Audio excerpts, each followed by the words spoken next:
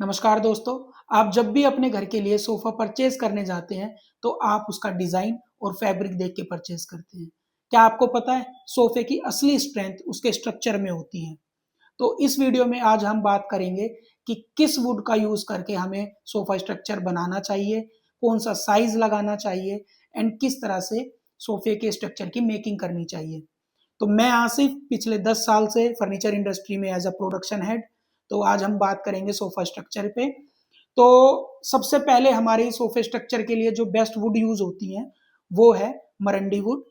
उसके बाद आती है टीक वुड और सीसम वुड। तो डिपेंड करता है कि आप किस तरह का स्ट्रक्चर बना रहे हैं। अगर आपका स्ट्रक्चर फुल अपहोल्स्ट्री में है तो आप यूज करेंगे मरंडी वुड, और कुछ पार्ट जैसे हैंड रेस्ट या बैक रेस्ट कोई विजिबल है तो उसमें हम टीक वुड और सीसम वुड का यूज करते हैं। तो आज हमारा मेन टॉपिक है मरंडी वुड। तो मैं आपको दिखाता हूँ मार्केट में मरंडी वुड किस साइज में अवेलेबल है। तो सबसे पहले आता है 1 इंच बाई 1.5 इंच, एंड उसके बाद आता है 2 इंच बाई 1.5 इंच, और उसके बाद आता है हमारा 3 इंच बाई 1.5 इंच। तो जनरली जो लो बजट सोफा होते हैं उसमें आप देखेंगे कि मोस्टली 1 इंच बाई 1.5 इंच की वुड का यूज करते हैं। इस वुड के स्ट्रक्चर में कोई स्ट्रेंथ नहीं होती, कुछ टाइम यूज करने के बाद में आपका स्ट्रक्चर बेंड होने लग जाएगा। तो इस वाले साइज को 1 इंच बाई 1.5 इंच वाले साइज को आप अवॉइड करें। इसके बाद हमारा जो सबसे मेन और इम्पोर्टेंट साइज है वो है 2 इंच बाई 1.5 इंच। तो मोस्टली हम ये वुड यूज करते हैं, एंड जहाँ पे हमारा हार्डवेयर इंस्टॉल होता है वहां पे हम 3 1.5 यूज करते हैं। तो आप कहेंगे सोफे में कौन सा हार्डवेयर यूज होता है, तो मैं आपको दिखाता हूँ। सबसे फर्स्ट हमारा आता है जिग जैग। ये एमएस मटेरियल में होता है और इसमें भी काफी क्वालिटी आती है, पर ये जो आप देख रहे हैं ये सिंक्रोनाइज जिग जैग है जो हम यूज करते हैं। और इसके बाद आती है क्लिप। इस क्लिप के थ्रू ये जिग जैग इंस्टॉल होता है। मैं आपको बता देता हूँ किस तरह से हम जिग जैग इंस्टॉल करते हैं। ये इस तरह से जिग जैग इंस्टॉल होता है नेल्स के थ्रू। और इसके बाद आती है निवार। अब ये जो निवार आप देख रहे हैं ये जूट निवार है, इसमें कोई स्ट्रेच नहीं होता। और इसके बाद आती है हमारी इलास्टिक निवार। इसमें आप देखेंगे स्ट्रेच।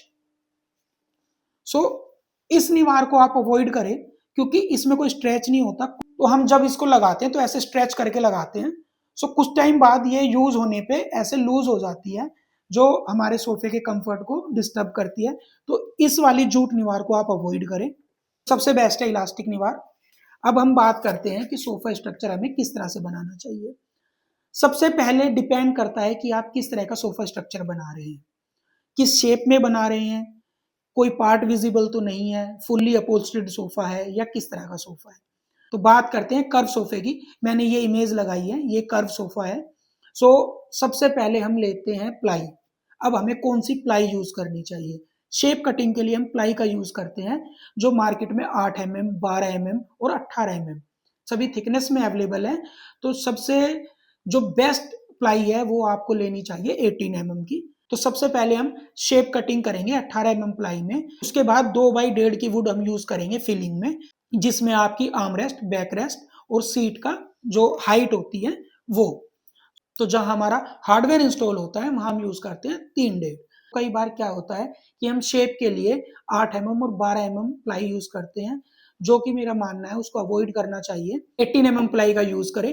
अब स्ट्रक्चर पे आते हैं। अब आपने देखा होगा कि जैसे जैसे हमारी टेक्नोलॉजी इनहेंस हो रही है तो अब स्टेपलर गन्स भी आने लगी है। तो स्ट्रक्चर बनाते समय आप हर जॉइंट पे फेविकोल का यूज करें और नेल्स का यूज करें, स्टेपलर गन का यूज ना करें। क्योंकि जो स्टेपलर गन से लगी हुई नेल्स होती हैं वो ज्यादा होल्डिंग कैपेसिटी और ज्यादा मजबूत नहीं होती है। सो सबसे बेस्ट ऑप्शन है कि आप नेल्स का यूज करें विद फेविकोल। ये आप इमेज देख सकते हैं, हमने यही 18 mm प्लाई एंड इस वुड के साथ में हमने ये स्ट्रक्चर बनाया है। तो इसकी स्ट्रेंथ और इसकी मेकिंग आप देख के पता लगा सकते हैं कि स्ट्रक्चर में कितनी स्ट्रेंथ होगी, कितनी मजबूत होगा। तो नेक्स्ट वीडियो में हम बात करेंगे फोम और फैब्रिक के बारे में। किस तरह की फोम हमें कौन सी जगह पे यूज करनी चाहिए, सीट पे हमें कौन सी फोम यूज करनी चाहिए, कौन सी फोम किस कंफर्ट के अकॉर्डिंग बेस्ट है। तो हम नेक्स्ट वीडियो में मिलते हैं। तब तक के लिए थैंक यू। बने रहे हमारे चैनल पे और हमारे चैनल को लाइक एंड सब्सक्राइब करना ना भूले ताकि आपको हमारी अपकमिंग वीडियो की नोटिफिकेशन जल्द से जल्द मिलती रहे। Thank you, bye.